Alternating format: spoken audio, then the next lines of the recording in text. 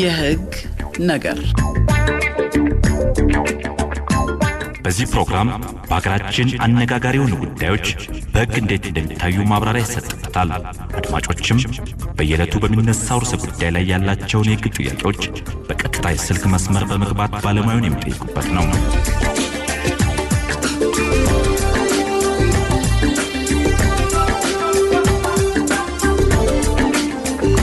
የህግ ነገር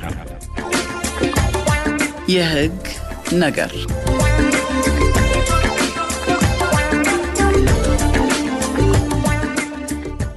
ሰላም ጤና ይስጥልን የተወደዳችሁ አድማጮቻችን፣ ሳምንታዊ የህግ ነገር ፕሮግራማችንን ነው ጀምረናል። በዛሬው ዝግጅታችን የምርጫ ህግ ላይ ትኩረት አድርገናል። አጠቃላይ ስለ ምርጫ የሚያወራው ህግ ላይ አዋጅ ላይ ትኩረት አድርገናል። ለመመረጥና የመመረጥ መብት ህጉ ምን ይላል የሚለውን ነገር እናነሳለን። በምርጫ ሂደት የዜጎች ኃላፊነት ምንድናቸው የሚለውንም እንዲሁ አሁን ላይ የመራጮች ምዝገባ ተጀምሯል። ለመመዝገብ ወይም ደግሞ የምርጫ ካርድ ለመውሰድ ምን አይነት መረጃዎች ያስፈልጋሉ የሚለውን እናያለን።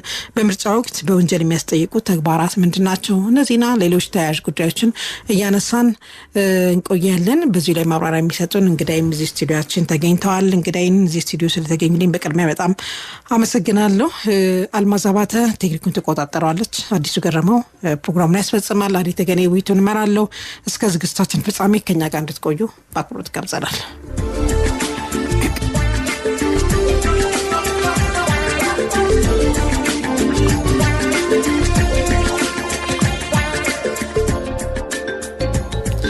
አድማጮቻችን እንግዲህ ቀደም ሲል እንዳልኩት የምርጫ ህግ ነው የዛሬው ርዕሰ ጉዳያችን። በዚህ ላይ ማብራሪያ የሚሰጡን እንግዲህ አቶ ፋሲል ስዩም ይባላሉ። አቶ ፋሲል በፍትህ ሚኒስቴር አቃቤ ህግ ናቸው። በድጋሚ እንኳን ደህና መጡ ብያለሁ። በጣም ጥሩ። ጥቅምት 15 1900 ከተቋቋሙት የሚኒስቴር መስሪያ ቤቶች አንዱ የሆነውና የፍርድ ሚኒስቴር በሚል መጠሪያ የተመሰረተው የአሁኑ የኢፌዴሪ ፍትህ ሚኒስቴር ቀደም ሲል የፌዴራል ጠቅላይ አቃቤ ህግ ተቋምን ለማቋቋም በወጣው አዋጅ ቁጥር 943/2008 እንዲሁም የፌዴራል መንግስት አስፈጻሚ አካላትን ስልጣንና ተግባር ለመወሰን በወጣው አዋጅ ቁጥር 1263/2014 መሰረት የመንግስት ህግና ፍትህ አገልግሎትና የጠቅላይ አቃቤ ህግ ዘርፎች በስሩ እንዲደራጁ ተደርጎ በርካታ ስልጣንና ተግባራት ተሰጥቶት እየሰራ ይገኛል። 5 ተጠሪ ተቋማትን ማለትም የፌዴራል ማረሚያ ቤት ኮሚሽን፣ የፌዴራል የፍትህና የህግ ኢንስቲትዩት፣ የፌዴራል ሰነዶች ማረጋገጫ ምዝገባ አገልግሎት፣ የፌዴራል ሲቪል ማህበረሰብ ድርጅቶች ባለስልጣንና የኢፌዴሪ ታክስ ይግባኝ ኮሚሽን በፍትህ ሚኒስቴር ስር እንዲደራጁ በማድረግ ለህብረተሰቡ ውጤታማና የተቀላጠፈ አገልግሎት በመስጠት የባለጉዳዮች ጊዜና ጉልበት መቆጠብ ተችሏል። ለተቋሙ ከተሰጡ ስልጣንና ተግባራት መካከል በህግ ጉዳዮች የፌዴራል መንግስት ዋና አማካሪና ተወካይ ሆኖ መስራት፣ የፌዴራል ህጎች ተፈጻሚነትን መከታተል፣ በወንጀልና ፍትሐ ብሔር ጉዳዮች ዓለም አቀፍ ግንኙነትና ትብብር ማድረግ፣ በተጨማሪም በተሻሻለው የቤተሰብ ህግ፣ በመገናኛ ብዙሃን፣ በንግድ ውድድርና ሸማቾች እንዲሁም በሌሎች አዋጆችና ህግ ጉዳዮች የተመለከተ ለሚኒስቴር መስሪያ ቤቱ ስልጣንና ተግባራት የተሰጡ የህግ ማዕቀፎች ናቸው። ፍትህ ሚኒስቴር ይህን የህግ ነገር የተሰኘውን ፕሮግራም በአጋርነት ሲያቀርብላችሁ ደስታ ይሰማዋል። አድማጮቻችን እንግዲህ አሁን በቀጥታ ወደ ውይይታችን ነው የምንገባው። የፍትህ ሚኒስቴርን በነገራችን ላይ በድጋሚ በጣም እናመሰግናለን። በትብብር የህግ ነገር ፕሮግራምን በትብብር ነው የሚያቀርበው። አቶ ፋሲል እንግዲህ ቀደም ሲል እንዳልኩት የምርጫ ህግ ነው የዛሬው ጉዳያችን። ወደ ዝርዝር ጉዳይ ከመግባታችን በፊት ግን አዋጁ በአጠቃላይ ስለ ምርጫ ያለውን ነገር ነው በቅድሚያ የምናነሳው። የኢትዮጵያ የምርጫ የፖለቲካ ፓርቲዎች ምዝገባና የምርጫ ስነ ምግባር አዋጅ አለ። አዋጅ ቁጥር 1162 አለ። የተሻሻለው 1394 አለ። ወደዛ ግን በዝርዝር ከመግባታችን በፊት እንደው በአጠቃላይ ምርጫ ምንድነው፣ ምርጫና ዲሞክራሲ ያላቸው ትስስር የሚለውን ነገር እስኪ በማንሳት መንደርደሪያ እናድርገው። እሺ መልካም። እንግዲህ ለመጀመሪያ ያህል ምርጫ ምንድነው የሚለውን ሐሳብ ለማብራራት ያው መነሻ ሊሆን የሚገባው የኢፌዴሪ ህገ መንግስት ከዛም ባሻገር ደግሞ አዋጅ ቁጥር 1162 እንዲሁም የተሻሻለው 1394 ናቸው። በአጠቃላይ ምርጫ ለሚለው ጉዳይ ትርጉም ለመስጠት የምርጫ ስነ ምግባር አዋጁ ወይም ደግሞ ምርጫና የስነ ምግባር አዋጁ 1162 በትርጓሜ ፓርቱ ወይም ደግሞ በትርጓሜ ክፍሉ ላይ በአንቀጽ 2 ስር ከተደነገጉት ትርጓሜዎች ውስጥ ትርጉም ሰጥቶታል። ነገር ግን በአጠቃላይ ምርጫ ማለት በአንድ ሀገር የሚኖሩ ዜጎች በነጻነት በፍትሃዊነትና በሚስጥር ድምጽ አሰጣጥ ስርዓት በመጠቀም ሀገሪቱን እንዲያስተዳድሩ ወይም ደግሞ በህግ አውጪው ምክር ቤት እንዲወክሏቸው የሚፈልጓቸውን ሰዎች ወይም ደግሞ ተወካዮቻቸውን የሚመርጡበት ስርዓት ነው ማለት ነው። ይህም ሲባል ምን ማለት ነው? የህገ መንግስታችን አንቀጽ 8 የስልጣን ባለቤት የኢትዮጵያ ብሔር ብሔረሰቦችና ህዝቦች ናቸው በማለት ያስቀምጣል።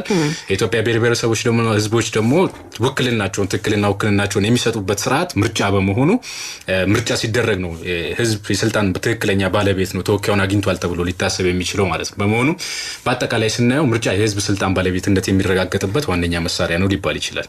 ጥሩ። ከዲሞክራሲ ጋር ያለውን ነገር እስኪ እናንሳው።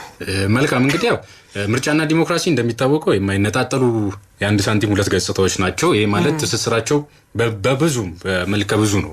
በብዙ መልኩ ሊገለጽ ይችላል። በምርጫና በዲሞክራሲ መካከል ያለው ትስስር የመጀመሪያው እንግዲህ ምርጫ አለ ስንል በሌላ አባባል ሉዓላዊ መንግስት እየተቋቋመ ነው እያልን ነው። ስለዚህ የፌዴራል ህገ መንግስት ቅድም እንደተጠቀስኩት በአንቀጽ 8 መሰረት ሉዓላዊ የሆኑ የስልጣን ባለቤቶች የኢትዮጵያ ብሔር ብሔረሰቦችና ህዝቦች ናቸው በማለት ያስቀምጣል። ይህም ስልጣናቸው የሚገለጸው ደግሞ በሚመርጡ አማካኝነት ነው። ስለዚህ ምርጫ ከሌለ ደግሞ የህዝብ ሉዓላዊ ጽንሰ ሐሳብ ሊኖር አይችልም ማለት ነው። ስለዚህ የዲሞክራሲ አንዱ መገለጫ ደግሞ የህዝብ ሉዓላዊነት መኖር ነው። እንደሚታወቀው ዲሞክራሲ የህዝብ አስተዳደር ነው ከመሰረቱ። ስለዚህ የህዝብ አስተዳደር ደግሞ ከሆነ በህዝብ የተመረጡ ተወካዮች ትክክለኛውን ሉዓላዊነታቸውን ሊገልጹ በሚችልበት አኳኋን ምርጫን አድርገው መንግስታቸውን ሊያቋቁሙ ይገባል ማለት ነው። ስለዚህ ከዚህ አንፃር አንደኛው በህዝብ ሉዓላዊነት ወይም ደግሞ የሉዓላዊነት ስልጣን መገለጫ ተደርጎ በመወሰዱ ከዲሞክራሲ ጋር በዚህ መልኩ ሊቆራኝ ይችላል። ሁለተኛው ሌጂቲሜሲ ወይም ደግሞ የመንግስት ቅቡልነት የምንለው ነው። ሞራላዊ ህጋዊ መብትም የሚኖረው በነፃ በፍትሃዊ ምርጫ የህዝብ ድምጽ ሲያገኝ ብቻ ነው። ስለዚህ ምርጫ መንግስት ህጋዊ ምርጫ የህዝብ ድምጽ ሲያገኝ ብቻ ነው። ስለዚህ ምርጫ መንግስት ሌጂቲሜሲ ወይም ደግሞ ለቅቡልነቱ መሰረታዊ ነው ተብሎ ሊታሰብ ይችላል ማለት ነው።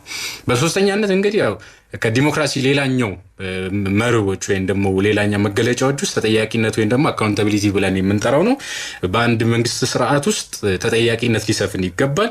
የዲሞክራሲ ስርዓት ዋነኛ መገለጫ ተደርጎ ከሚወሰዱት ነገሮች ውስጥ አንደኛው ተጠያቂነት ነው።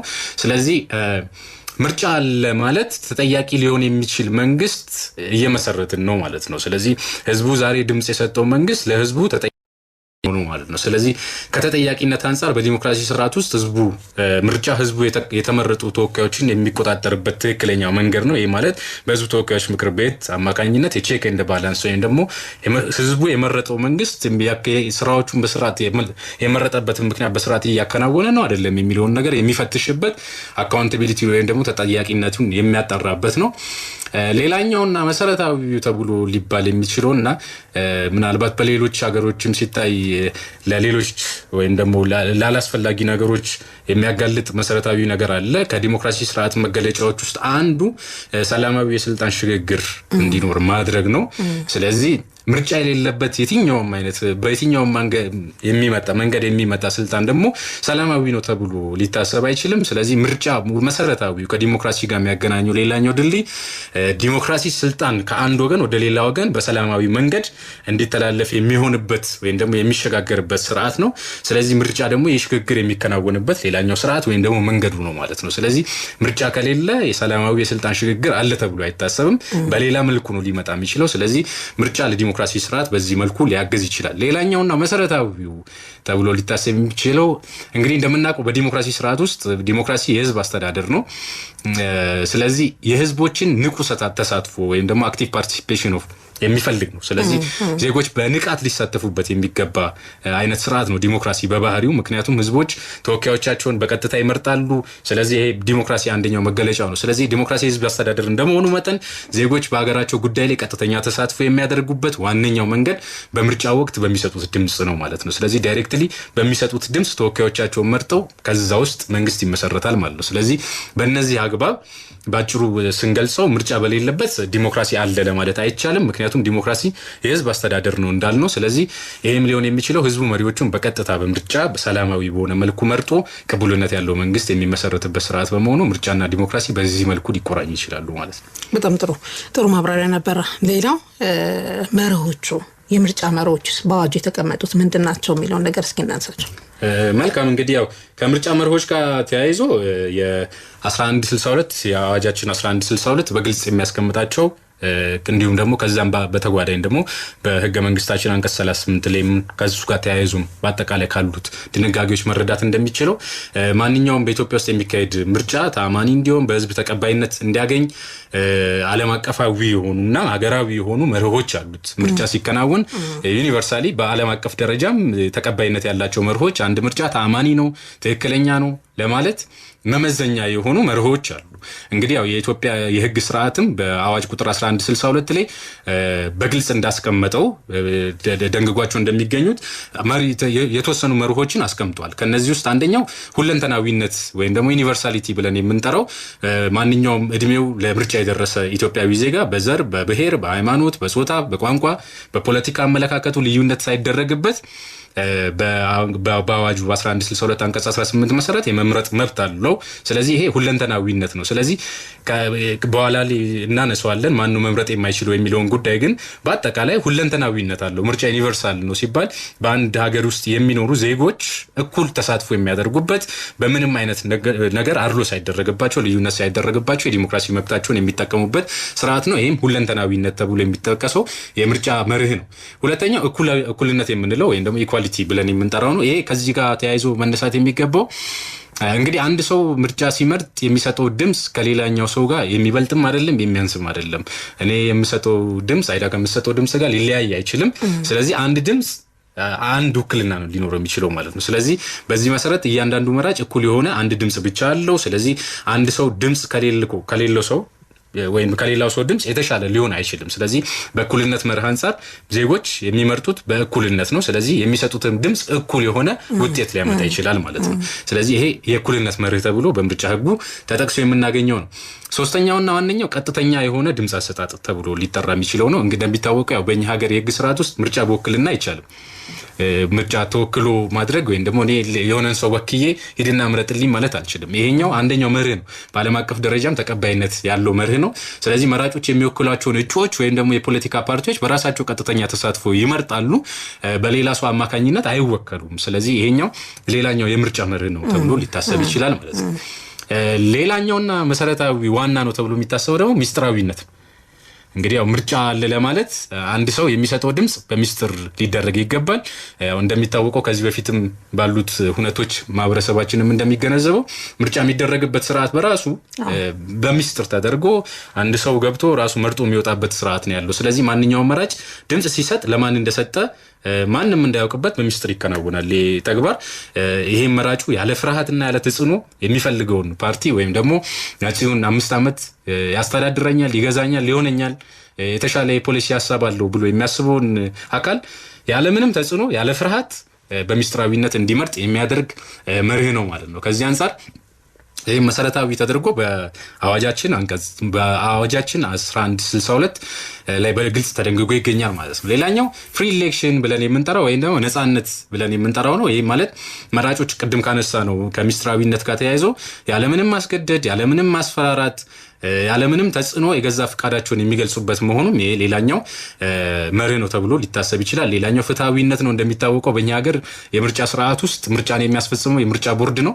ስለዚህ ይሄ ከየትኛውም አካል ገለልተኛ በመሆን ፍትሃዊ በሆነ ፌር በሆነ መልኩ ምርጫው እንዲከናወን ከሚያግዙ አይነት ነገሮች ከየትኛውም ፓርቲ ነፃ መሆኑ ገለልተኛ መሆኑ ምርጫው በእኩልነት ወይም ደግሞ ፌር በሆነ ፍትሃዊ በሆነ መልኩ እንዲከናወን ያደርገዋል ማለት ነው። ስለዚህ ሌላኛው የምርጫው መርህ ብለን የምንጠራው ፍትሃዊነት የታከለበት ወይም ደግሞ በፍትሃዊነት መሰረት ላይ የቆመ ነው ተብሎ ይታሰባል ማለት ነው። ስለዚህ በአጠቃላይ ስንደመድበው እነዚህ በዋነኛነት የምርጫ ወይም ደግሞ ምርጫ ስርዓቱ ወይም ይሄ የምርጫ ስርዓታችን ሊቆምበት የሚችሉባቸው በዓለም አቀፍ ደረጃም ያሉ ተሞክሮች በሀገራችን ህግም በህገ መንግስታችንም ውስጥ ያሉ ተሞክሮች በመርህ ደረጃ ሲገለጹ እንደዚህ ናቸው ተብሎ ሊታሰብ ይችላል ማለት ነው። በጣም ጥሩ አድማጮቻችን፣ የህግ ነገር የቀጥታዊት ፕሮግራማችን ነው እያደመጣችሁ የምትገኙት። ጣቢያው የኢትዮጵያ ሬዲዮ ነው። የምርጫ ህግ ነው ዛሬ ርዕሰ ጉዳያችን። አቶ ፋሲል ስዩም በፍትህ ሚኒስቴር አቃቤ ህግ ማብራሪያ ይሰጡን የሚገኙት እንግዳችን ናቸው። ከዚህ ሰዓት ጀምሮ አድማጮችን ማሳተፍ እንጀምራለን። 0115526604 እንዲሁም 0115527722 ላይ እየደወላችሁ ከምርጫ ጋር አጠቃላይ ምርጫ ነው በነገራችን ላይ ዛሬ ውይይት ምን ያደረገን ያለነው ሌላ ጊዜ ከምረጡኝ ዘመቻ የድምጽ አሰጣጥና ውጤት ገለጻ የፖለቲካ ፓርቲዎች የምርጫ ስነ ምግባር ጋር ዘርዘር ያለ ራሱን ችሎ እያንዳንዳቸው ሰፊ ኢሹ ስለሆኑ ውይይት የምናደርግባቸው ይሆናል። ዛሬ ግን አጠቃላይ ምርጫ ምንድነው፣ የምርጫ መርሆች አይነቶቹ፣ ስለመመረጥና መመረጥ መብት፣ የዜጎች ኃላፊነት በምርጫ ወቅት ምንድነው የሚለውን ነገር እናነሳለን። እንዲሁም ደግሞ በምርጫ ወቅት በወንጀል የሚያስጠይቁ ተግባራት ምንድናቸው፣ አሁን ላይ ምርጫዎች ምዝገባ ተጀምሯልና ከዛ ጋር የተያያዙ ነገሮችን እያነሳን ነው የምንቆየው። ስለዚህ አድማጮች ጥያቄ ስታነሱልን ከነዚህ ጉዳዮች ጋር የተያያዘ ቢሆን ወይም ደግሞ እነዚህ ላይ ትኩረት ብታደርጉ እንመርጣለን።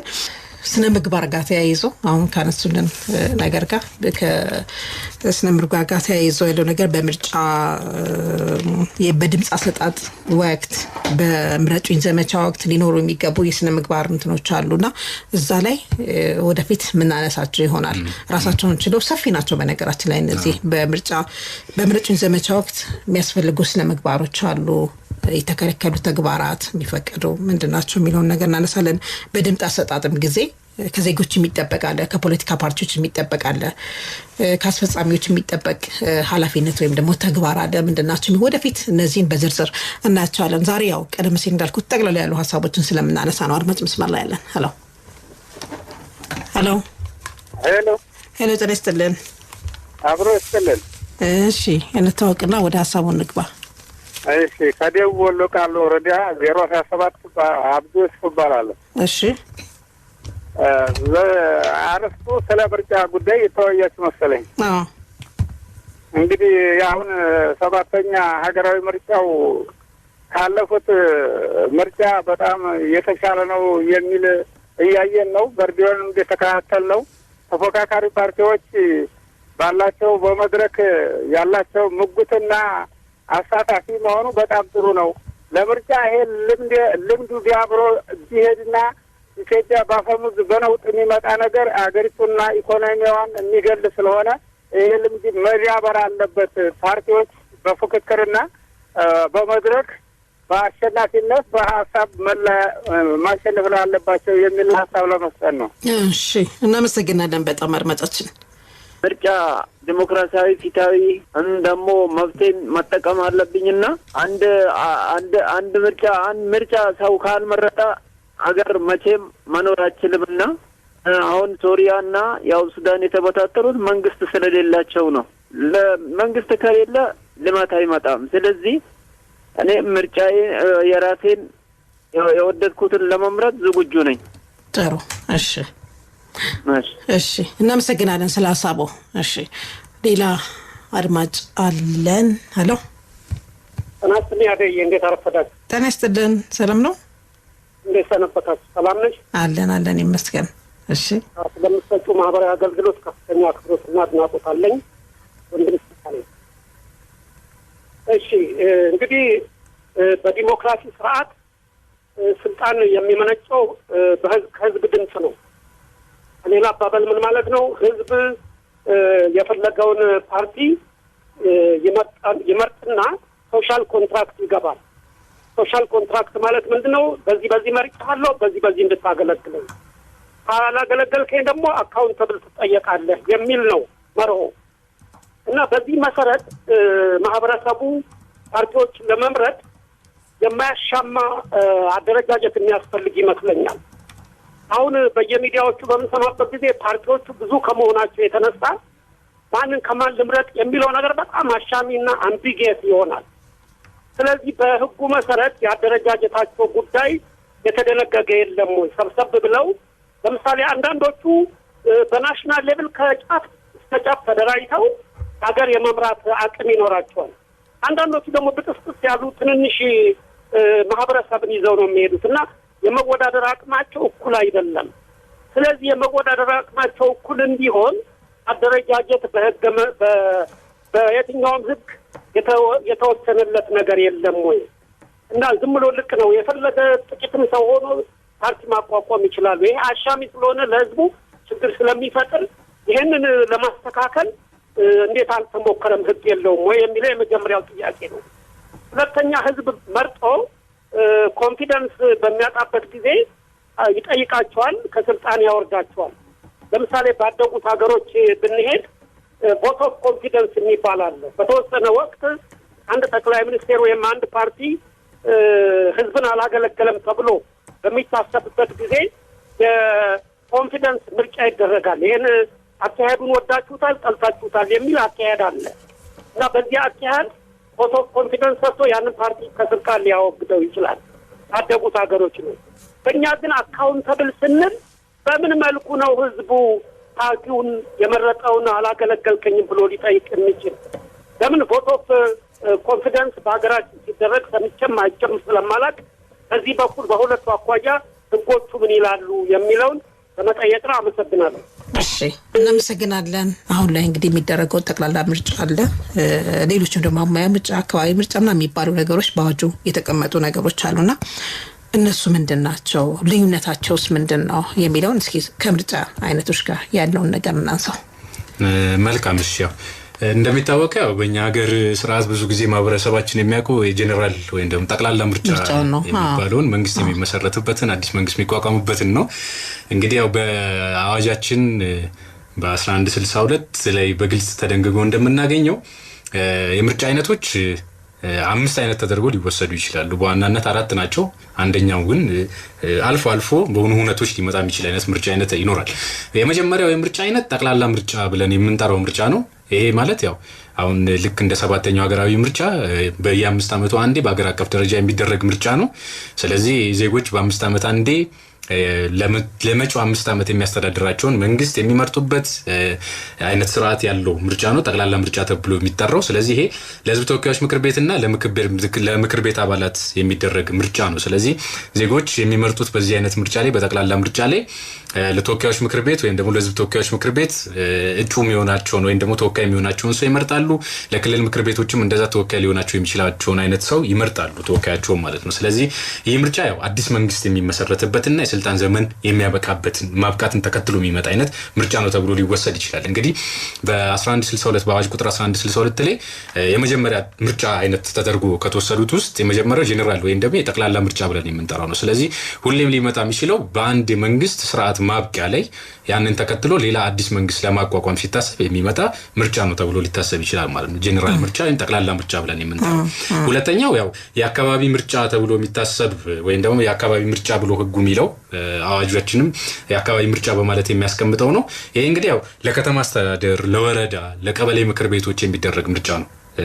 ያው በዋናነት እንደዚህ አይነት ምርጫዎች ይደረጋሉ በየአካባቢው። የምርጫ ዜጎች በአካባቢያቸው ያለውን አስተዳደር በቀጥታ የሚሳተፉበትና በአካባቢያቸው ያለውን ተወካይ የሚመርጡበት አይነት ምርጫ ነው ማለት ነው። ስለዚህ ለከተማ አስተዳደራቸው፣ ለቀበሌያቸው ወይም ደግሞ ለወረዳ ምክር ቤቶቻቸው የሚመርጡት ምርጫ ይሄ በአጠቃላይ የአካባቢ ምርጫ ተብሎ የሚጠቀስ አይነት ምርጫ ነው።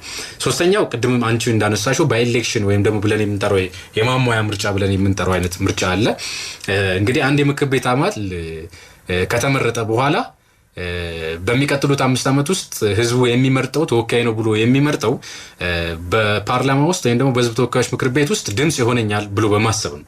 ነገር ግን መሀል ላይ ተፈጥሯዊ በሆነ ምክንያት ለምሳሌ ተወካዩ ቢሞት ወይም ደግሞ ከዛ ከተወካይነቱ ቢነሳ ወይም በህመም በሌላ ምክንያት ከምክር ቤት አባልነቱ ሲለቅና ቦታው ክፍት ሲሆን ምን መደረግ አለበት ተብሎ ህጋችን ለዚህ ክፍተት መሙያ በማሰብ የማሟያ ምርጫ ነው ወይም ደግሞ ባይኤሌክሽን ብለን የምንጠራውን የምርጫ አይነት እንደ አንድ የምርጫ አይነት ያስተናግዷል ማለት ነው። ስለዚህ እንደዚህ አይነት ምርጫ የሚደረገው አክሲደንሻሊ ወይም ደግሞ በአጋጣሚ ህዝቦች የመረጡት አንድ ተወካይ በፓርላማ ከገባ በኋላ በሞት ቢለይ ወይም ደግሞ በሌሎች አይነት ምክንያቶች በምክር ቤት ተወካይነቱ መቀጠል የማይችል ከሆነ ህጋችን ይሄን ጋፕ ፊሊንግ ወይም ደግሞ ይሄንን ክፍተት ለመሙላት በማሰብ እና ደግሞ የዜጎች ድምጽ ባዶን እንዳይቀር በማሰብ የማሟያ ምርጫ እንዲደረግ ያደርጋል ማለት ነው። ስለዚህ ምርጫ የሚካሄደው በዚያው ክፍት በሆነ የምርጫ ክልል ብቻ ይሆናል ማለት ነው። ስለዚህ ዓላማውም የጎደለውን ወንበር መሙላት ነው። በፓርላማ ውስጥ የጎደለውን የተወካይ ወንበር መሙላት ይሆናል ማለት ነው። ስለዚህ የማሟያ ምርጫ ተብሎ ሊጠቀስ ይችላል።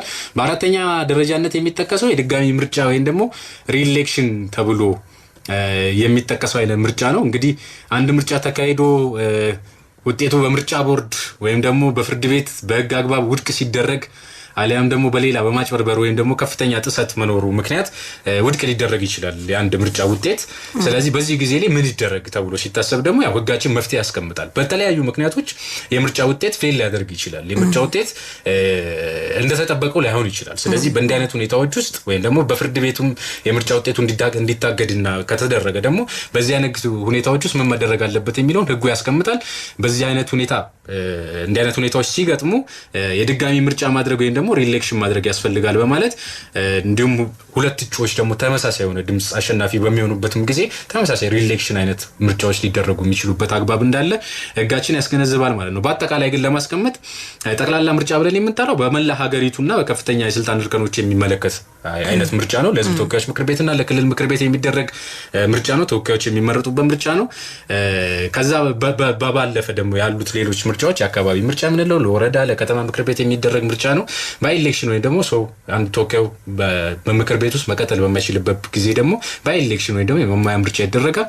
ሪኤሌክሽን ደግሞ ብለን የምንጠራው አሁን ባነሳናቸው አይነት አጋጣሚዎች ሊደረግ ይችላል። ነገር ግን ከነዚህ ምርጫዎች ባሻገር ደግሞ ያው እንደምናውቀው ይሄ ሪፍረንደም ብለን የምንጠራው ወይ ደግሞ ህዝብ ውሳኔ ብለን የምንጠራው ምርጫ አልፎ አልፎ ሊደረግ ይችላል። የህዝብ ውሳኔን የሚፈልጉ ጉዳዮች በሚኖሩበት ጊዜ ያው በምርጫ ቦርድ አስተባባሪነት እንደዚህ አይነት ጉዳዮች ሊደረጉ ይችላሉ። ለዚህም ህጋችን እውቅና ይሰጣል ማለት ነው። ሪፍረንደምን በተመለከተም እንደ አንድ የምርጫ አይነት ተደርጎ ሊወሰድ ይችላል ተብሎ ሊታሰብ ይችላል ማለት ነው። በጣም ጥሩ። ሌላው ስለ መመረጥና የመምረጥ መብት ህጉ ምን ይላል? ከህገ መንግስቱ ጀምረን እነሱን ነገር እንድናያቸው ብዬ ነው። ከዚሁ ጋር ተያይዞ ነፃ ይሄ ነገር ክፍት አይደለም፣ የሚገደብባቸው ሁኔታዎችም አሉ እና የሚገደበውስ መቼ ነው? አንድ ሰው አይ መምረጥ አትችልም የሚባልበት ሁኔታስ መቼ ነው ህጉ ያስቀመጠው? በተለየ ሁኔታ የሚለውን ነገር እሱን እናንሳው። መልካም እንግዲህ ያው ከመምረጥና ከመመረጥ መብት ጋር ተያይዞ እንግዲህ መጀመሪያው ማሰብ ያለብን መብት የሚለው ነገር አንድ ሰው ከተወለደ ጊዜ ጀምሮ ሊኖረው የሚችል አይነት ስርዓት ያለው በአገራችን ህግም እንደዛ ነው። ነገር ግን ዲሞክራሲያዊ መብቶችን በተመለከተ በተወሰነ ገደቦች ወይም ደግሞ ሁኔታዎች ላይ በመመስረት ሊመጡ የሚችሉ አይነት መብቶች ናቸው። ለምሳሌ መምረጥ መብት በተመለከተ እድሜ ጉዳይ ያደርገዋል ወይም ደግሞ እድሜ ማተር ያደርገዋል። መምረጥን 18 ዓመት ያልሞላው ሰው ሊመርጥ አይችልም። በምዝገባው ወቅት 18 ዓመት ያልሞላው ሰው ከዛም ባሻገር ለመመረጥ ደግሞ 21 ዓመት ይላል።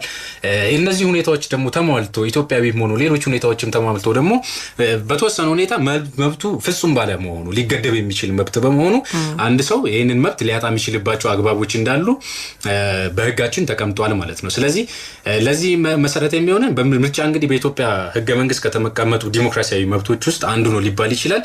በመሆኑም በዜግነት ኢትዮጵያዊ ያልሆነ ሰው በህገ መንግስታችን መሰረት ምርጫ ሊመርጥ አይችልም። በመሰረታዊነት ማህበረሰባችን ሊገነዘብ የሚገባው ከዚህ በተጨማሪም እንግዲህ በአዋጅ 1162 2011 አንቀጽ 18 ላይ በግልጽ እንደተመለከተው አንድ ሰው የመምረጥ መብት የሚኖረው መቼ ነው የሚለውን ያው ህገ መንግስታችን ላይ በግልጽ እንደተቀመጠው በአንቀጽ 38 ላይ 18 ዓመት የሞላው ሰው ሊመርጥ ይችላል ይላል። ስለዚህ ከዛ ባሻገር ግን ያሉ በአዋጅ ውስጥ የተቀመጡ በአንቀጽ 18 ላይ ያሉ ሁኔታዎች ምንድናቸው የሚለውን እንመልከታቸው። የመጀመሪያው አንድ ሰው ኢትዮጵያዊ ዜጋ ሊሆን ይገባል። የመምረጥ መብት እንዲኖረው ኢትዮጵያዊ ዜጋ ሊሆን ይገባል። በምዝገባ ወቅት 18 ዓመት ሊሞላው ይገባል። ይሄ ሲባል የምዝገባው ወቅት ላይ የመራጭነት ካርድ ሊወስድ ሲሄድ 18 ዓመት የሞላው የቀበሌ መታወቂያ ያለው ሊሆን ይገባል ማለት ነው። ከዚህ በተጨማሪ በአንድ ምርጫ ክልል ውስጥ ቢያንስ ለ6 ወር የኖረ ሊሆን ይገባል ይለናል ህጋችን። ይሄም የሆነበት የራሱ የሆነ ምክንያት አለው። ስለዚህ በአንድ ምርጫ ክልል ውስጥ 6 ወር የኖረ መሆን አለበት። ስለዚህ በመራጭነት የመሳተፍ መብት ያለው መሆኑን በአዋጁ ላይ ተቀምጦ ይገኛል። እነዚህን ሁኔታዎች ያሟላ ሰው የመራጭነት መብት እንዳለው ህገ መንግስታዊ መብቱ መሆኑን ተገልጿል ማለት ነው። እንግዲህ ከላይ በጠቀስናቸው ሁኔታዎች ውስጥ አንድ ሰው የመራጭነት መብትን ያገኛል ካልን በዚሁ አንቀጽ በአንቀጽ 18 ንዑስ አንቀጽ 3 ላይ ደግሞ ሊገደብ የሚችልባቸው የመምረጥ መብቱን ሊያጣ የሚችልባቸው አይነት ሁኔታዎች ምንድናቸው የሚሉትን ተቀምጠዋል። ከነዚህ ውስጥ አንደኛው በአይምሮ ህመም ምክንያት አንድ ሰው የተረጋገጠ የአይምሮ ህመም ካለበት ለመወሰን አዳጋች በመሆኑ ምን ማድረግ እንዳለበት በትክክለኛው አይምሮ ይወስናል ተብሎ ስለማይታሰብ ህጉ እንደዚህ አይነት ሰዎችን እንዳይመርጡ አድርጓቸዋል ማለት ነው። ስለዚህ የመወሰን አቅም የሌለው መሆኑ ስልጣን ባለው አካል ወይም ደግሞ በበቂ ማስረጃ የተረጋገጠበት የሆነ እንደሆነ የመምረጥ መብቱ ወይም ደግሞ ይመርጣል የሚለው መብቱ ቅድም ከላይ ያስቀመጥናቸው በህግ አግባብ ወይም ደግሞ ህግ ባለው ህግ መሰረት በህግ አግባብ ወይም ደግሞ በፍርድ ቤት የታገደበት ሰው ከሆነ ይሄንን መብቱም ሊያጣ የሚችልበት አግባብ እንዳለ ህጋችን ያስገነዝባል ማለት ነው። ስለዚህ ከዚህ አንፃር ተያይዞ ያው መራጭነትን በተመለከተ የመምረጥ መብትን በተመለከተ ህገ መንግስታችን ዲሞክራሲያዊ መብት አድርጎ ያስቀምጠዋል። ነገር ግን ማህበረሰባችን ሊገነዘብ የሚገባው አብሶሉት ወይም ደግሞ ፍጹም የሆነ መብት አይደለም። በተወሰኑ ሁኔታዎች ውስጥ ሊገደብ ይችላል። አንደኛ እድሜ ይገድበዋል። በራሱ ከ18 ዓመት በታች የሆነ ሰው ሊመርጥ አይችልም። ሁለተኛ የአእምሮ ጤናው የተረጋገጠበት ሰው ከሆነ የመወሰን ችሎታ አለው ተብሎ ስለማይታሰብ ሊመርጥ የሚችልባቸው አካዋኖች የተገደቡ ናቸው። ከዛም በተጨማሪ በፍርድ ቤት ወይም ደግሞ በህግ ይሄንን መብቱን ያጣ ሰው ደግሞ በዚህ አግባብ የመምረጥ መብቱን የሚያጣ ይሆናል ማለት ነው። እንግዲህ ከዚህ ጋር ተያይዞ አንቺም እንዳነሳሽው የመመረጥ መብትን በተመለከተ ለዚህ መነሻችን የሚሆነው ያው ህገ መንግስታችን ነው። አንደኛው የዲሞክራሲያዊ መብቶች ነው የመመረጥ መብት። ስለዚህ አንድ ኢትዮጵያዊ ዜጋ የመመረጥ መብት ይኖረዋል። ነገር ግን የመመረጥ መብት እንዲኖረው ደግሞ ሊሟሉ የሚገቡ አይነት ቅድመ ሁኔታዎች አሉ። ከነዚህ መካከል አንደኛው ቅድም እንዳነሳ ነው እድሜ ነው። ቅድም 18 ዓመት ብለናል። ህገ መንግስታችን የመመረጥ መብቱን በተመለከተ 21 ዓመትን ያስቀምጣል። ከዚህ በተጨማሪ ደግሞ በአዋጅ ቁጥር 1162 ላይ በአንቀጽ 31 መሰረት ለተመራጭነት ወይም ደግሞ ለእጩነት ምን አይነት መስፈርቶች ሊሟሉ ይገባል የሚለውንም በግልጽ አስቀምጦት እናገኛለን። ስለዚህ አንደኛው መሰረታዊው ቅድም እንዳነሳ ነው ኢትዮጵያዊ ዜጋ ያልሆነ ሰው ሊመርጥም ሊመረጥም አይችልም። ይሄ መሰረታዊ ቤዚክ የሆነ ነገር ነው። ስለዚህ ኢትዮጵያዊ የሆነ ዜጋ ለመመረጥ የተመዘገበ መሆን መቻል ይኖርበታል። ሁለተኛ በምዝገባው ዕለት እድሜው 21 እና ከዛ በላይ ሆነ ሊሆን ይገባል። በምርጫው ዕለትና አስቀድሞ ከምርጫው ዕለት አስቀድሞ በምርጫ ክልል ውስጥ በመደበኛነት 1 ዓመት የኖረ ወይም ደግሞ የትውልድ ቦታው በእጩነት ሊቀርብበት በፈለገበት የምርጫ ክልል ውስጥ ከሆነ ደግሞ ይሄንን ሊያረጋግጥ በሚችልበት ሁኔታ ሊሆን ይገባል። ስለዚህ በመደበኛነት 1 ዓመት ሊሆን ይገባል። ወይም ደግሞ መወዳደር በሚፈልግበት ከተማ ወይም ወረዳ ከአንድ በላይ የምርጫ ክልሎች ያሉት የሆነ እንደሆነ የሚያቀፍ ከሆነ በከተማ ወይም ደግሞ በወረዳ ውስጥ ለ2 ዓመት የኖረ መሆን መቻል አለበት ለመመረጥ አንድ ሰው። ከዚህ በተጨማሪ እንግዲህ ያው የግልጩን ወይም የግልጩ ከሆነ ራሱ ሰውየው የግልጩ ራሱ ወይም ደግሞ የሚወዳደረው በፖለቲካ ፓርቲ ድርጅት ውስጥ ከሆነ ደግሞ የፖለቲካ ፓርቲ ድርጅቱ በዚህ አዋጅ መሰረት የሚወጣውን ግዴታ በምርጫ ቦርድ አማካኝነት የምርጫ ስነ ምግባር ደንብን ተቀብሎ የተቀበለና የፈረመ ሊሆን ይገባል ማለት ነው። ከዚህ ጋር ተያይዞ ሊነሳ የሚገባው ከግልጮች ጋር ተያይዞ በመሰረታዊነት የሚጠቀስ አንድ ጉዳይ አለ። የግልጩ ሆኖ አንድ ሰው ለመወዳደር ከላይ ካነሳናቸው በአንቀጽ 33 ስር ከተደነገጉት መሰረታዊ መስፈርቶች በተጨማሪ እንግዲህ በአካባቢው ላይ በሚወዳደርበት አካባቢ ላይ 5000 ሰው ያህል የመምረጥ መብት ያለው ወይም ደግሞ እድሜው ለመምረጥ የደረሰ 5000 ሰው ድምጽ ሊሰጠው ይገባል። ከዚህ ጋር ተያይዞ ያው ኤክሰፕሽናሊ አካል ጉዳተኛ ከሆነ ይሄ ጉዳይ በ3000 ድምጽ ወይም ደግሞ የግልጩ ከሆነ 3000 ድምጽ ወይም ደግሞ 3000 ፊርማ ሊሰበስብ ይገባል በሚል አዋጃችን ያስቀምጣል ማለት ነው። ስለዚህ የመምረጥና የመምረጥ መብትን በተመለከተ በአጠቃላይ ህጋችን የሚያነሳቸው ነጥቦች እነዚህ ናቸው ሊባሉ ይችላል። ጥሩ።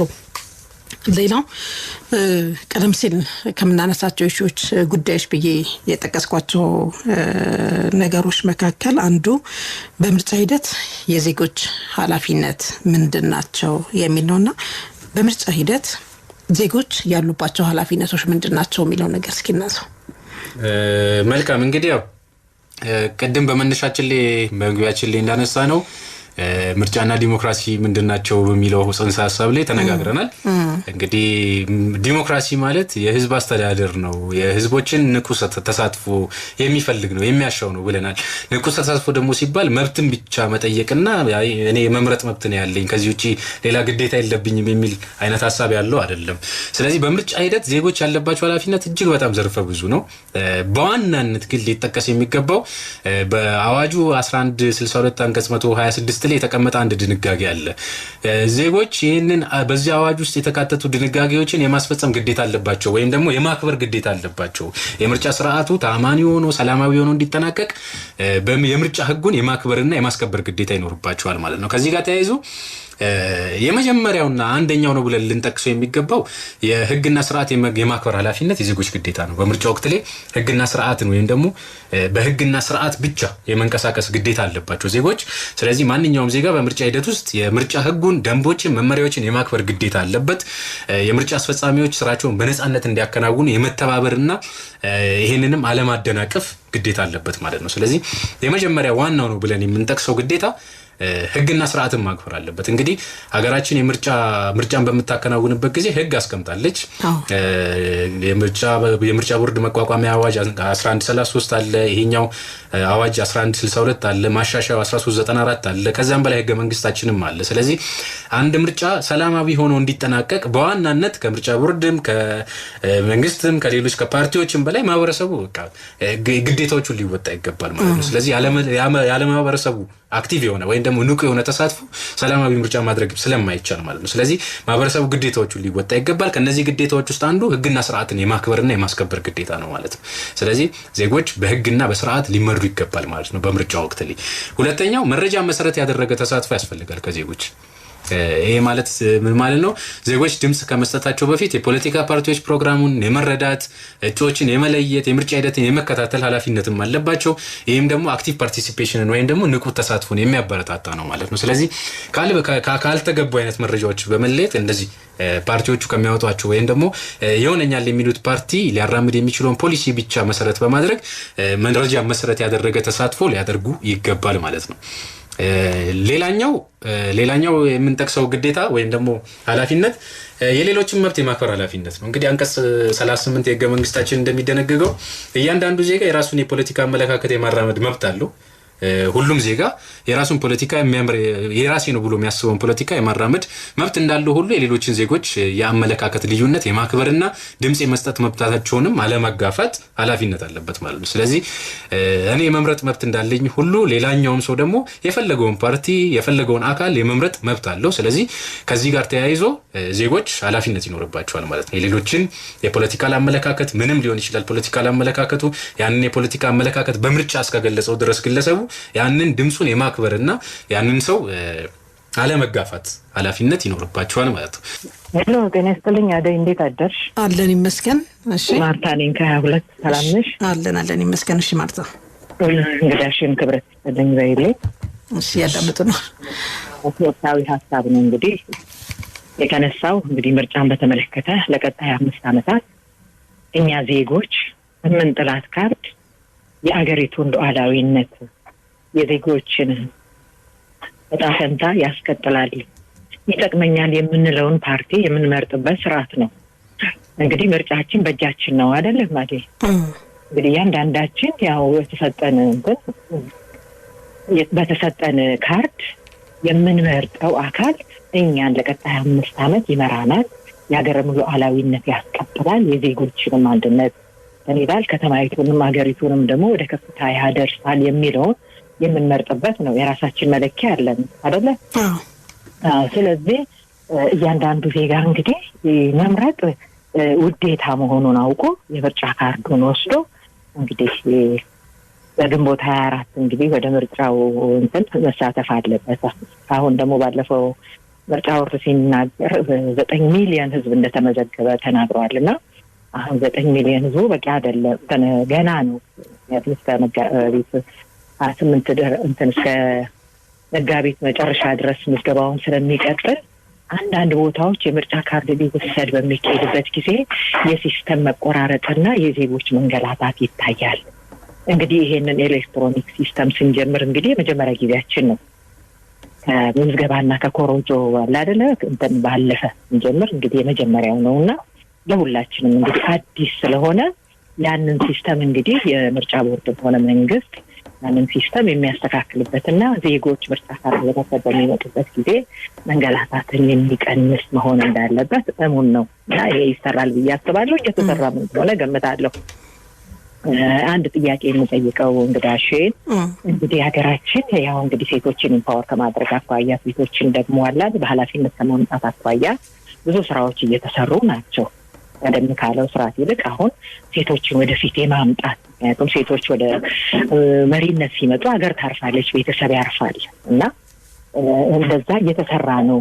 አሁን ግን በቂ ነው ይላሉ ወይ? በምርጫ እንትኑ ላይ ሴቶች ወደፊት መምጣት ስንት % ቢሆን እንደው መልካም ነው ይላሉ? ሁለተኛ ደግሞ የአካል ጉዳተኞችስ ተሳትፎ እንግዲህ የሰው ልጅ እጅ ብቻ ሳይሆን አእምሮ ጤና ከሆነ የአካል ጉዳተኛ ተጽዕኖ ማምጣት የሚችል አካል ነው። በሌሎች ሀገሮች ላይ እያየን ያለ ነውና ሀገራችንም ስናይ እንግዲህ አካል ጉዳተኛ ወደ ምርጫና ወደ የማምጣቱ ጉዳይ ምን ያህል ትኩረት ተሰጥቶታል ብለው ያምናሉ የሚለውን ጥያቄ ለመጠየቅ ነው። ክብረት ይስጥልኝ። አመሰግናለሁ አድዬ። እሺ በጣም እናመሰግናለን ማርታ። እሺ ጤና ይስጥልን አደይ፣ እንደምን አረፈዳችሁ? አለን ይመስገን። እሺ መምህር እንዳልጌትነት እባላለሁ ከሰሜን ጎንደር አዳርቃይ። እሺ መምህር እንዳልክ፣ በቅድሚያ ያነሳችሁት ርዕሰ ጉዳይ ወቅታዊ ተገቢም አንገብጋቢም ነው። ለጣቢያውም ለእናንተም ምስጋናዬ አክብሮቴ ልባዊ ነው። እንግዲህ እንዳሉት ይሄ የምርጫ ህጎች በአገር አቀፍ ወይም በአካባቢ ደረጃ እንደተባለው ዲሞክራሲያዊ ፍትሃዊና ነጻ ምርጫ ለማካሄድ በተለይ መራጮችና ተወዳዳሪዎች መከተል ያለብን መመሪያን በስፋት የያዙ ናቸው። እኔ የምጠይቀው ምንድነው ምርጫ ሲመጣ ሁልጊዜ አዋጅና ህግ ይወጣል። አዋጁን ከማወቅ እስከ ማስተግበር ደረጃ ግን ክፍተቶች አሉ ብዬ አስባለሁኝ። ለመሆኑ የተሻሻለው የምርጫ የፖለቲካ ፓርቲ ምዝገባና የምርጫ ስነ ምግባር አዋጅ ቁጥር 1394/2017 ከባለፈው አዋጅ ቁጥር 1162/2011 በምን የተለየ ሁኔታ አካቷል? አዋጁ የተሻሻለበት ዋነኛ ምክንያትስ ምንድነው? ዝም ብሎ የሚሻሻልበት ምክንያት የለም ብዬ አስባለሁኝ። ለመሆኑ አዋጁ ዓለም አቀፍ ምርጥ ተሞክሮዎች አገር አቀፍም ሊሆን ይችላል በመውሰድና ቴክኖሎጂን አሁን ደግሞ በመጠቀም ጥርጣሬና ስጋትንም ከማስወገድ እንዲሁም ደግሞ ምርጫ ሲመጣ ከፍተኛ በጀት ነው የሚበላው እንደሚታወቀው ጊዜም ይወስዳል። ጊዜና ወጪ ሊቆጥብ በሚችል ዘመናዊ አሰራርን ለመተግበር ምን አይነት ምቹ ሁኔታ አለ? መንግስት ከያዘው እቅድ ጋርስ በደንብ የተቀናጀ ነገር አለ ወይ? ባለፉት ጊዜያቶች እንደምታውቂው አደይ ያካሄድናቸው ሀገራዊ ምርጫዎች የታዩ በርካታ ተግዳሮቶች ነበሩ። ወደፊት ምርጫ ሲመጣ ይከሰታሉ ብለን የምንሰጋቸው ችግሮች አሉ። ለመሆኑ አዲሱ አዋጅ እነዚህን ችግሮች በመቅረፍ የፖለቲካ ምህዳሩን በማስፋት ፍትሃዊ ታማኝነት ያለው ምርጫ ሂደት እንዲኖር ምን አይነት ምቹ ሁኔታ ፈጥሯል የሚለውን ለመጠየቅ ነው። ክብረት ይስጥልኝ አደይ። እሺ መምህር በጣም እናመሰግናለን። ግዴታን ወይም ደግሞ የዜጎች ኃላፊነትን በተመለከተ ሰፋ ያለ ነው። ነገር ግን በዋናነት ሶስቱን አንስተናል። ሌላኛው ደግሞ ሰላማዊነትን የማስፈን ኃላፊነትም የዜጎች ነው። እንግዲህ እንደሚታወቀው የምርጫ ጉዳይ ለጸጥታ ኃይሎች ብቻ ተትቶ የሚተው አይነት ነገር አይደለም። በባህሪው የዜጎችን አክቲቭ ፓርቲሲፔሽን ይፈልጋል ብለናል፣ ወይም ደግሞ ንቁ ተሳትፎን ይፈልጋል ብለናል። ስለዚህ እያንዳንዱ ዜጋ በምርጫ ወቅት ከውከት ከብጥብጥ እና ከማንኛውም ህገወጥ ድርጊት የመቆጠብ ኃላፊነት ይኖርበታል ማለት ነው። ስለዚህ ቅድም እንዳነሳ ነው መረጃ ላይ ብቻ ወይም ደግሞ ተአማኒ የሆነ ነገር ላይ ብቻ ይወክለኛል ወይም ደግሞ አምኗል ብሎ የሚያስበውን ፓርቲ ከሚሰጠው ነገር ከዛ ብቻ በመነሳት ለውከት ለብጥብጥ ከሚዳርጉ አይነት ህገወጥ ድርጊቶች ሊቆጠብ ይገባል ማለት ነው። ከዛ በተጨማሪ የምርጫ ውጤትን በሰላማዊ መንገድ የመቀበልና ቅሬታን ካለ በህጋዊ መንገድ ብቻ እንዲስተናገድ የሚያስችል አይነት ስርዓት ማህበረሰባችን ሊለማመድ ይገባል ማለት ነው። ይሄ ማለት ምን ማለት ነው? የምርጫ ውጤት በሰላማዊ መንገድ የመቀበል ወይም ደግሞ ውጤቱን የመቀበል ኃላፊነት፣ ከዛም ባለፈ ደግሞ በውጤቱ ላይ ቅሬታም ያለው አካል ካለ በህጋዊ መንገድ ብቻ ይሄንን ቅሬታውን የማቅረብና በዛም አግባብ እንዲፈታ የመጠየቅ መብት ይኖረዋል ማለት ነው። ስለዚህ ኃላፊነቱም ይሄንን ከውከት ከብጥብጥ ከህገወጥ ነገሮች የመቆጠብ ኃላፊነት ይኖርበታል። ሌላው የምርጫ ታማኝነትን የመጠበቅ ኃላፊነት ወይም ደግሞ የምርጫ ታማኝነትን የመጠበቅ ኃላፊነት እንግዲህ በአዋጁ አንቀጽ 150 ላይ በግልጽ እንደተቀመጠው አንድ ሰው አንድ ድምጽ ብቻ ያሉ መርሆችን ማክበር። ለምሳሌ አንድ ሰው ተነስቶ እዚህም ተመዝግቦ አንድ ምርጫ ክልል ተመዝግቦ ሌላ ቦታ ሄዶ መመዝገብ፣ እንደዚህ አይነት ሁኔታዎች የወንጀል ተጠያቂነትን ሊያስከትሉ የሚችሉ አይነት ሁኔታዎች ስለሆኑ እነዚህ አይነት ሁኔታዎችን ማስወገድ ያስፈልጋል። ይህንንም ማህበረሰባችን በኃላፊነት ሊያደርገው ይገባል። ሌላው እንግዲህ እነዚህ ሁሉ ነገሮች እንዲጠናከሩ በየአካባቢ የሚሰጡ የሲቪክ መራጮች ትምህርት ተሳትፎ ተብሎ የሚዘጋጅ በምርጫ ቦርድም ማህበረሰቡን የሚያስተምርበት አይነት ትምህርቶች አሉ። ስለዚህ ምርጫ ሂደቱ የሚሰጡ ትምህርቶችን በመከታተል ግንዛቤው በማግኘት ቅድም አንድ አድማጫችን አንስተውታል። አዋጆች ይወጣሉ፣ ግን እነዛን ለማህበረሰቡ ተደራሽ ከማድረግ አኳያ ምንም አይነት ስራዎች አይስተዋሉም የሚል ነገር ግን ምርጫ ቦርድ አክቲቭሊ በዚህኛው ጊዜ ላይ በተለይ ምርጫ በሚደረግበት ጊዜ ላይ ይሄ ኃላፊነትም ስላለበት ዜጎችን የማስተማር ምንድነው ግዴታችሁ ምንድነው ኃላፊነታችሁ የማለት ይሄንን የማስተባበር ግዴታም ስላለበት በእንዲህ አይነት ሁኔታዎች ዜጎች ተሳትፎ የማድረግ ኃላፊነት ይኖርባቸዋል። ይሄም አልቲሜትሊ መጨረሻ ላይ ጥሩ የሆነ የምርጫ ውጤት እንዲኖር ምርጫውን ሰላማዊ በሆነ መልኩ እንዲጠናቀቅ አጋዥ የሆነ ነገር ይሆናል ማለት ነው። ጥሩ እንግዲህ በአዋጁ የምርጫ ማስፈጸሚያ አደረጃጀቶች በሚለው ስር በየክልሉ የምርጫ ክልሎችና የምርጫ ጣቢያዎች እንደሚደራጁ ወይም ደግሞ እንደሚቋቋሙ ተቀምጧል እና ምንድነው ስልጣንና ተግባራቸው የምርጫ ክልሎች የምርጫ ጣቢያዎች ምንድነው የሚያደርጉት የሚለውን በአዋጁ የተቀመጠው ነገር እናንሳው። እሺ መልካም እንግዲህ ያው ሰፋ ያለ ርዕስ ነው ራሱን ችሎ የምርጫ ክልልና የምርጫ ጣቢያ ምንድነው ኃላፊነቱ የሚለው ግን በዋናነት ግን ዜጎቻችን ወይንም ማህበረሰባችን ኮመን የሆነ መረዳት እንዲኖረው በአዋጁ በአንቀጽ 14 እና 15 ላይ እነዚህ አይነት አካላት እንደተቋቋሙ ይደነግጋሉ ወይም ደግሞ በአዋጁ 14 እና 15 ላይ የክልሉ የምርጫ ማስፈጸሚያ መዋቅሮች እና ስልጣንና ተግባራቸው ምን እንደሆነ ያስቀምጥልናል ከዛ በታች ያለው ማለት ነው። ስለዚህ የምርጫ ክልል ብለን የምንጠራው በአንቀጽ 14 ስር የምርጫ ክልል በቦርድ የሚቋቋም ነው። በስሩ የሚገኙ ደግሞ የምርጫ ጣቢያዎችን ያስተባብራል ዋንኛው ስራው። ስለዚህ በምርጫ ቦርድ ይቋቋማል አንድ የምርጫ ክልል ከዛ በኋላ ደግሞ በስሩ የምርጫ ጣቢያዎች ይኖሩታል እነዛን የምርጫ ጣቢያዎች ያስተባብራል። ዋና ተግባራቱ ወይም ደግሞ ስልጣናቱ ምንድነው ደግሞ ካልን የመጀመሪያው እጩዎችን የመመዝገብ ነው። መራጮችን ሳይሆን እጩዎችን የመመዝገብ ኃላፊነት ይኖርበታል። ስለዚህ በምርጫ ክልሉ የሚወዳደሩ የፖለቲካ ፓርቲዎችና የግል እጩዎችም ካሉ ምዝገባ ያከናውናል። የእጩነት ማረጋገጫ ወረቀት እንዲሰጣቸውም ያንን ያስተባብራል ማለት ነው። ሁለተኛ ቁሳቁስ ማከፋፈል ነው። ይሄ ማለት ለምርጫ የሚያግዙ ቁሳቁሶችን ከመራጭነት ምዝገባ ከእጩ ምዝገባ ጀምሮ ያሉ ጉዳዮችን ቁሳቁሶቹን ይዞ ለምርጫ ጣቢያዎች የማከፋፈል ስራ የምርጫ ክልል ኃላፊነት ነው ወይም ደግሞ ስልጣን ነው። ሌላኛው ውጤት የመደመርና የማሳወቅ እንግዲህ እንደነገርኩኝ ሰፋ ያለ ነው ግን በአጠቃላይ ስንጠቀልላቸው ያሉ ስልጣኖች ውጤት የመደመርና የማሳወቅ ኃላፊነትም የዚህ የምርጫ ክልል ኃላፊነት ነው። ይሄ ማለት ከሁሉም የምርጫ ጣቢያዎች የሚመጡ ድምጾችን በስሩ ያሉትን ማለት ነው በስሩ ያሉ የምርጫ ጣቢያዎችን ውጤት በመሰብሰብ ይደምራል። ስለዚህ ከዛም የክልሉን ወይም ደግሞ የምርጫ ክልሉን ጊዜያዊ ውጤትን ያሳውቃል ማለት ነው። ከዛ በተጨማሪ ቅሬታዎችን መፍታት እንደ አንድ ኃላፊነት ወይም ደግሞ እንደ አንድ ስልጣን ነው። ስለዚህ በምርጫ ጣቢያ ደረጃ ሊፈቱ የሚችሉ ወይም ደግሞ ሊፈቱ የማይችሉ ቅሬታዎች ሲኖሩ በምርጫ ክልል ደረጃ ይፈታሉ ማለት ነው። ስለዚህ እነዚህ ኃላፊነቶቹ ናቸው ወይም ደግሞ ስልጣኖቹ ናቸው ተብሎ ሊታሰቡ የሚችሉ ናቸው። ከዚህ በተጨማሪ ደግሞ እንግዲህ በምርጫ ወቅት የምርጫ ታዛቢዎች ይኖራሉ። ስለዚህ በምርጫ ክልሉ ደረጃ የሚሳተፉ የሀገር ውስጥና የውጭ ታዛቢዎች ካሉ ታዛቢዎችና እጩዎቻቸው ካሉ እነዚህ ወኪሎቻቸውን በማስተናገድ ደረጃ ይህንን ሁኔታ ያስተባብራል ማለት ነው። ሁለተኛው የምናነሳው በአንቀጽ 15 ላይ ተጠቅሶ የምናገኝ የምርጫ ጣቢያ ብለን የምንጠራው ነው። እንግዲህ ቅድም እንዳልነው ይሄ በአይነቱ ትንሽ ከምርጫ ክልል ምርጫ ቦርድ አለን ሄራርኪያቸው ከዛ ምርጫ ክልል ከዛ ደግሞ ምርጫ ጣቢያ ብለን እንጠራዋለን። ስለዚህ ምርጫ ጣቢያ በዋናነት ለመራጩ በጣም ቅርብ የሆነና ድምጽ የሚሰጥበት መሰረታዊ የምርጫ ማስፈጸሚያ እርከን ተብሎ የሚታሰበው ነው። ስለዚህ ምርጫ ጣቢያ የሚባለው ለዜጎች በጣም ክሎዝ የሆኑ ቅርብ የሆኑ አካባቢ ላይ ያለ ዜጎች ድምጻቸውን ሄደው የሚሰጡበት አካባቢ ነው ማለት ነው። ስለዚህ ኃላፊነቱ ወይም ደግሞ ስልጣኑ ብለን የምንጠራው የመጀመሪያው የመራጮች ምዝገባ ነው ያደርጋል። አሁን ከረንትሊ እንደምናየው ምርጫ ጣቢያዎች ላይ የመራጮች ምዝገባ እየተደረገ ነው አይደል? ስለዚህ አንደኛው ኃላፊነት የመራጮች ምዝገባን ማድረግ ነው። በዛ ምርጫ ጣቢያ ውስጥ የሚገኙ የመራጮች ምዝገባን ያደርጋል። ሁለተኛው የመራጮች ትምህርትን ይሰጣል። መራጮች እንዴት ድምጽ መስጠት እንዳለባቸው ያለባቸውን ኃላፊነት ምናምን የመሳሰሉ ነገሮችን በምርጫው ቀንም ጭምር ይሄ ነው ወይም ደግሞ ይሄ ዕውቀት የሌላቸው ሰዎች ካጋጠሙ በምን አይነት አግባብ ድምጻቸውን መስጠት እንዳለባቸው ይህንን ኃላፊነት ይወጣል። ሌላው ድምጽ አሰጣጥን መምራት ነው። በምርጫ ቀን ድምጽ አሰጣጡ በህግ መሰረት ሰላማዊ ሚስጥራዊ ስርዓት ባለው መንኩ እየተደረገ መሆኑን ያረጋግጣል። ከዛም በተጨማሪ ድምጽ ይቆጥራል። በምርጫ ቀን ላይ የተሰጡ ድምጾችን ይቆጥራል። ከዛ ወዲያውኑ ውጤቱን ይፋ የማድረግ ግዴታም የዚህ የምርጫ ጣቢያ ነው። ስለዚህ ቆጠራ ውጤት እንደተጠናቀቀ በጣቢያ ደረጃ በዛች ጣቢያ ደረጃ የተገኘውን ውጤት ያው እንደምናውቀው ብዙ ጊዜ ይለጠፋል በምርጫ ጣቢያው ላይ። ስለዚህ ያንን ፖስት አድርጎ ለጥፎ የማሳወቅ ለአካባቢው ለምርጫ ጣቢያው ነዋሪዎች ይሄ ፓርቲ ይሄን ያህል ድምጽ አግኝቷል በዚህ ምርጫ ጣቢያ የሚለውን ያሳውቃል። ከዛ ባለፈ ደግሞ ሰነዶችን የማሸግና የተቆጠሩ ወረቀቶችን የምርጫ ሰነዶችን በህግ አግባብ አሽጎ ለምርጫ ክልሉ ያስረክባል ማለት ነው። ስለዚህ እነዚህ አይነት ኃላፊነቶች በአጠቃላይ የምርጫ ጣቢያው ኃላፊነት ናቸው ተብሎ ሊወሰድ ይችላል ማለት ነው። ስለዚህ በዋናነት ግን የምርጫ ክልል በአጠቃላይ ስንረዳ የምርጫ ክልል ብለን የምንጠራው የእጩዎች ምዝገባ የውጤት ድምር ወይም ደግሞ ኮኦርዲኔሽን እና አግሪጌሽን ብለን የምንጠራው እንደዚህ አይነት ስራዎችን ያከናውናል። የዚህ ማዕከል ሆኖ ይሰራል። የእጩዎች ምዝገባን በተመለከተ የውጤት ድምርን በተመለከተ እንደዚህ አይነት ስራዎችን ይሰራል።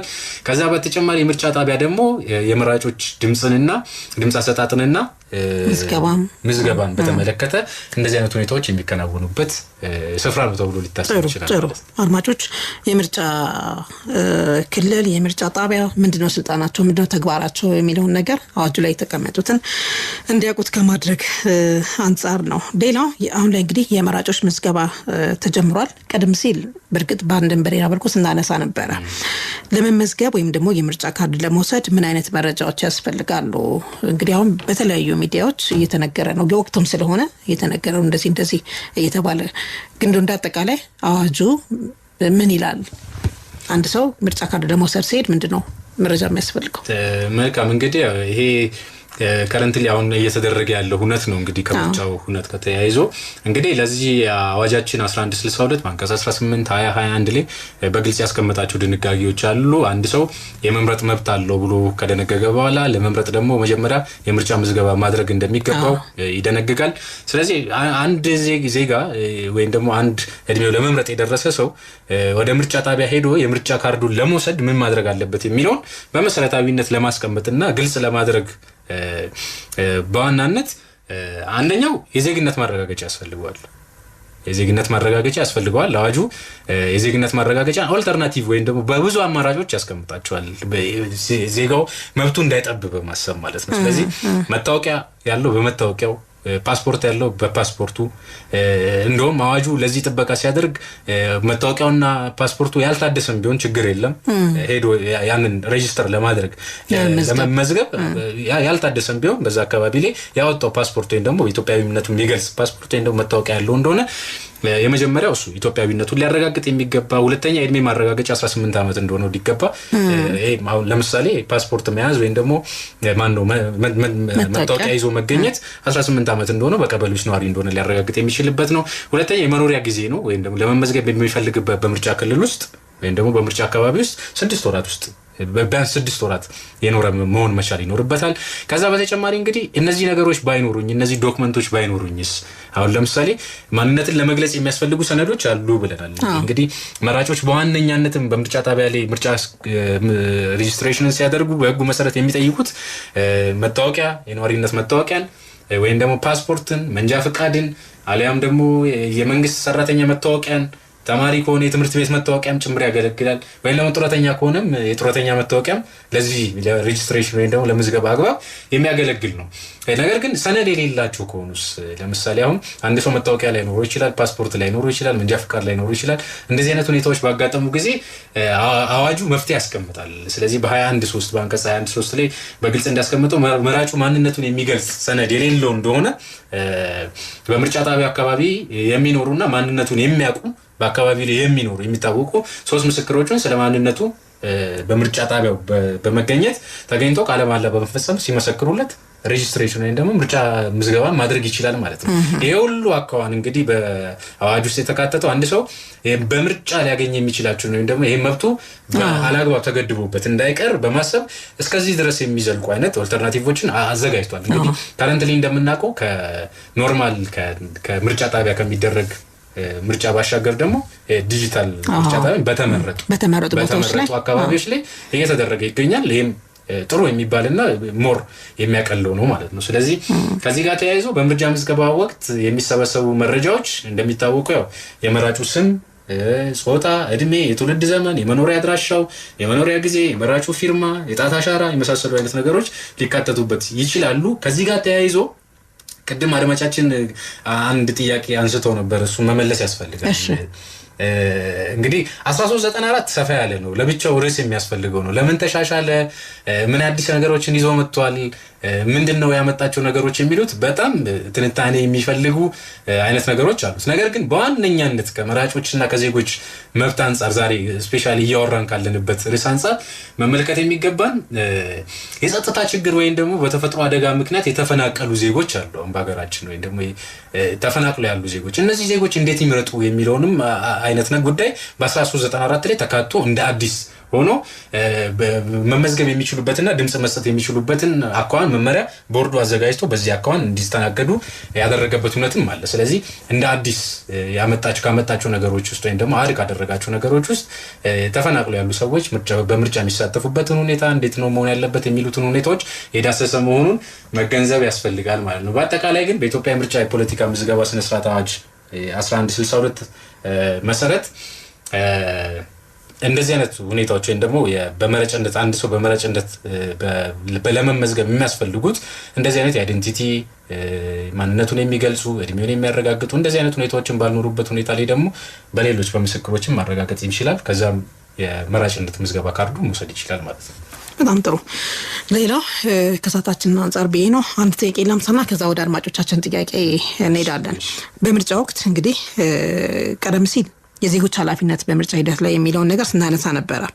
እነዚህን ኃላፊነቶች አለመወጣት ወይም ደግሞ እንደውም በአጠቃላይ በአዋጁ ላይ ያለው በምርጫ ወቅት በወንጀል የሚያስጠይቁ ተግባራት ምንድን ናቸው የሚለውን ነገር እስኪ። መልካም እንግዲህ ያው ቀደም አንስተናል ዜጎች ያለባቸውን ኃላፊነት። እንግዲህ ያው ኃላፊነት ተደንግጎ ደግሞ ያንን ኃላፊነት አለመወጣት ዙሩ የወንጀል ተጠያቂነትን እንደሚያመጣ የታወቀ ነው።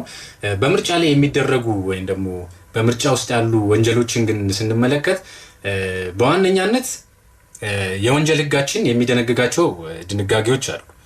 ወደ ምርጫ ህጉ እንመጣለን። ምርጫ ህጉ በራሱ ከ157 ጀምሮ ከአንቀጽ 157 ጀምሮ የሚያስቀምጣቸው በወንጀል የተደነገጉ ጉዳዮች አሉ። ነገር ግን የወንጀል ህጋችን በራሱ ግን አስቀምጧቸው በምርጫ ጊዜ የሚፈጸሙ ወንጀሎች በማለት ያስቀምጣቸው አንዳንድ ድንጋጌዎች አሉ። ይሄም ከአንቀጽ 466 እስከ 476 ድረስ ህዝባዊ ምርጫዎችና ድምጽ አሰጣጥ ላይ የሚፈጸሙ ወንጀሎችን በዝርዝር ያስቀምጣል የወንጀል ህጋችን።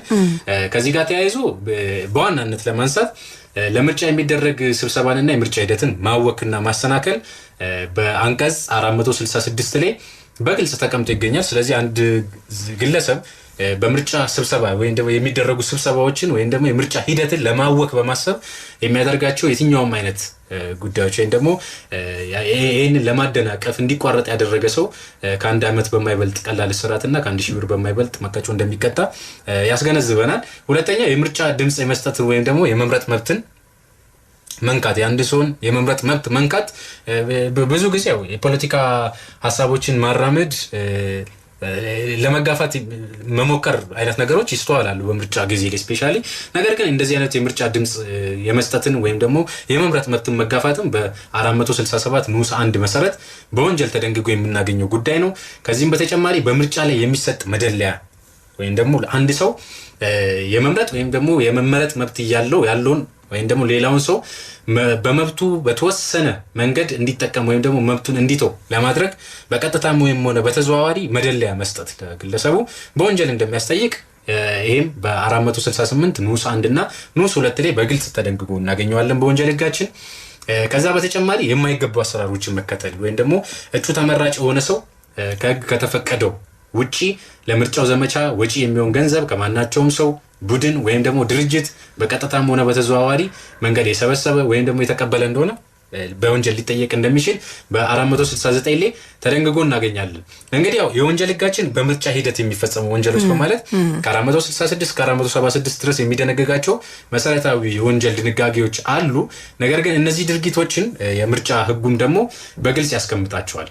ለምሳሌ ድጋሚ ምዝገባ ማድረግ ከአንድ ጊዜ ከዜጎች ኃላፊነት ጋር ተያይዞ በ447 መሰረት ድጋሚ ምዝገባ ማድረግ ከአንድ ጊዜ በላይ መመዝገብ፣ የመራጭነት ካርድ መያዝ በወንጀል እንደሚያስጠይቅ ወይም ደግሞ ድራቢ ድምጽ መስጠት ከአንድ ጊዜ በላይ ሄዶ ድምጽ መስጠት በወንጀል ሊያስጠይቅ እንደሚችል፣ የሐሰት መረጃን ወይም ደግሞ ለመመዝገብ ሲባል ስለ ማንነት፣ ስለ ዜግነት፣ ስለ መኖሪያ አሁን እንደው ምዝገባ ላይ ያለንበት ጊዜ ስለሆነ እነዚህን መረጃዎች አሳስቶ የሰጠ ከሆነ በወንጀል ሊጠየቅ እንደሚችል፣ የሌላን ሰው ካርድ በመጠቀም የምርጫ ድምጽ ለመስጠት መሞከር ወይም ደግሞ መስጠት ይሄም በወንጀል የሚያስጠይቅ ድርጊት መሆኑን፣ ሌላኛው ደግሞ በምርጫ ቁሳቁሶች ላይ የሚፈጸሙ ወንጀሎች በማለት ያስቀምጣቸዋል አዋጁ። የምርጫ ሰነዶችን፣ የድምጽ መስጫ ወረቀቶችን ወይም ደግሞ የምርጫ ሳጥኖችን መስረቅ፣ መቅደድ፣ ማበላሸት ወይም ደግሞ ከጥቅም ውጪ ማድረግ፣ የምርጫ ሰነዶችን ወይም ደግሞ ማህተሞችን በሐሰት ማዘጋጀት፣ እነዚህም በወንጀል ተደንግገው የምናገኛቸው ናቸው። ሌላው ተጽዕኖ መፍጠርና ማስገደድ፣ ይሄ ስፔሻሊ አንድን ሰው ድምጽ እንዲሰጥ ወይም ደግሞ ከሚፈልገው ድምጽ ውጪ እንዲሰጥ ወይም እንዳይሰጥ ዛቻ ማድረግ ማስፈራራት ጉቦ መስጠት ቅድም እንዳነሳ ነው ተገቢ ያልሆነ ጫናን ወይም ደግሞ በስራ በሃይማኖት ወይም ደግሞ በሌላ ማህበራዊ ግንኙነት ተጠቅሞ መራጩን ማስገደድ ወይም ደግሞ መራጩ በትክክለኛው አእምሮ ላይ ሆኖ ውሳኔውን እንዳይወስን ማድረግ በዋነኛነት እነዚህ የወንጀል ሆኖ በአዋጅ ውስጥ ተካቶ እናገኛለን ማለት ነው። ሌላኛው ቅድም እንዳነሳ ነው የምርጫ ሂደትን ማወክ ብለን የምንጠራቸው ከ150 እስከ 151 ድረስ ተዘርዝሮ የሚገኙ ናቸው። እንግዲህ በምርጫ ጣቢያዎች ወይም ደግሞ በምርጫ ክልል ጽፈት ቤቶች አካባቢ ሁከት መፍጠርና ስራ ማስተጓጎል ይሄ ሲባል ጠጥቶ ሊሆን ይችላል ምርጫ በሚደረግበት ቀን ላይ በምርጫ ክልሉ አካባቢ ላይ እንደዚህ አይነት ሁኔታዎችን ወይም ደግሞ ይሄን ሊያውክ በሚችል ደረጃ መንቀሳቀስ አላስፈላጊ ድርጊት ማድረግ የወንጀል ተጠያቂነትን ሊያስከትል ይችላል ማለት ነው። በህጋችን መሰረት የምርጫ አስፈጻሚዎች ስራቸውን እንዳይሰሩ ማሰናከል በምርጫ ጣቢያ አካባቢ የጦር መሳሪያ ወይም ደግሞ ስለታማ ነገር ይዞ መገኘት ከዜጎች የማይገቡና የማይጠበቁ አይነት ሁኔታዎች ናቸው። እነዚህን አድርገው በተገኙበት ጊዜ ከወንጀል ህጉ በተጨማሪ ወይም ደግሞ የወንጀል ህጉ ላይ ያሉት ድንጋጌዎች እንዳለ ሆኖ ይሄኛው ቅጣቶችን አስቀምጦ እናገኛለን አዋጃችን። ይሄም ሲባል እነዚህ ድርጊቶችን የፈጸመ ማንኛውም ዜጋ እንደ ወንጀሉ ክብደት መጠን በአዋጁ በተቀመጡ ልዩ የወንጀል ድንጋጌዎች መሰረት ከገንዘብ መቀጫው አንስቶ በቀላል እስራት ወይም ደግሞ በሁለቱም ሊቀጣ ይችላል። ከዚህም በተጨማሪ ደግሞ ከፍ ያሉ ቅጣቶች በዛኛው በወንጀል ህጉ ላይ የሚያሉ ከሆነ በእነዚህ አግባቦች ሊስተናገድ የሚችልበት አግባብ እንዳለ ማህበረሰባችን ሊገነዘብ ይገባል ማለት ነው። በጣም ጥሩ አድማጮቻችን የህግ ነገር የቀጥታዊት ፕሮግራማችን ነው ያደመጣችሁ የምትገኙት። ጣቢያው የኢትዮጵያ ሬዲዮ ነው። የምርጫ ህግ ነው ርዕሰ ጉዳያችን። በዚሁ ላይ ማብራሪያ እየሰጡን የሚገኙት እንግዳዬ አቶ ፋሲል ስዩም ይባላሉ። በፍትህ ሚኒስቴር አቃቢ ህግ ናቸው። ይቅርታ የአድማጮች ጥያቄ ናቸው እንግዲህ የሚቀሩን። የአድማጮችን ጥያቄ ከማየታችን በፊት ይህ ፕሮግራም ከፍትህ ሚኒስቴር ጋር በመተባበር ነው የምናቀርብላችሁ። የፍትህ ሚኒስቴርን በጣም እያመሰገንን መልእክቱን አድምጠን ተመልሰን ስንገናኝ ወደ አድማጮች ጥያቄ እናልፋለን። ጥሩ ቆይታ። ጥቅምት 15 1900 ከተቋቋሙት የሚኒስቴር መስሪያ ቤቶች አንዱ የሆነውና የፍርድ ሚኒስቴር በሚል መጠሪያ የተመሰረተው የአሁኑ የኢፌዴሪ ፍትህ ሚኒስቴር ከኢትዮጵያ ሬዲዮ ጋር በመተባበር የሚያዘጋጀው የህግ ነገር የቀጥታ ውይይት ፕሮግራም አድማጮች ላይ ምን ያህል ተጽዕኖ ፈጥሯል፣ አድማጮችስ ምን ጥቅምስ አገኙ የሚል መሰል አስተያየታቸውን በተቋሙ ድረገጽና ስልክ እንዲያቀርቡ ይጋብዛል። በመሆኑም በፌስቡክ ገጽ FDRE Ministry of Justice /የኢፌዴሪ ፍትህ ሚኒስቴር፣ ቴሌግራም FDRE Ministry of Justice እንዲሁም በስልክ ቁጥር 0919049081 0913157835 አስተያየታቸውን ማቅረብ እንደሚችሉ ይገልጻል። የኢፌዴሪ ፍትህ ሚኒስቴር